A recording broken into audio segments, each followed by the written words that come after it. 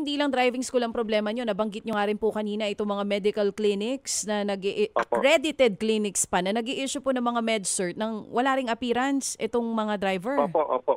Opo, in fact, just to highlight, DJ Chacha, may isang medical clinic sa isang araw, isang doktor, 171 medical certificates ang in-issue niya.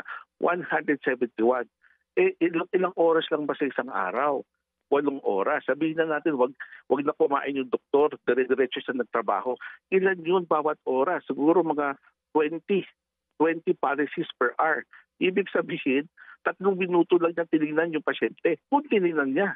So, highly suspected natin dito na appearance to. Okay, so same with the issue dun sa mga nakakuha po ng mga drivers dun sa issue natin sa driving schools. Ganon din ang gagawin nyo dito sa mga na-issuehan ng Opo, medical certificate? Pwedeng opo, ma-revoke yung opo. lisensya ng tao? Ay, opo. Ay, opo, opo. O talagang revoke yan. Pati yung sa doktor na ina-accredit rin natin, we would blacklist sa doktor para hindi na siya makapag-trabaho dito po sa LTO. Oo, pero Attorney Asek, ang oversight Opo, function po ng LTO pagdating dito sa mga driving schools natin at clinics, kung bakit opo, ganito ang nangyayari na may mga non-issuance, ano pong plano nyong opo. gawin para talagang hindi na po mangyari ito? Kasi itong kalakaran na to, Alam mo, matagal na po ito, Asek.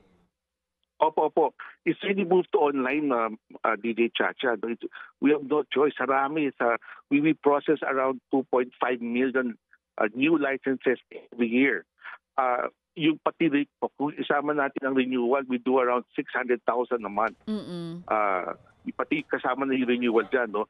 So the sheer volume, kung imamano-mano natin, totally posible, we have to go online. Yan nga ang ating proposal. Meron na tayong since last year, no?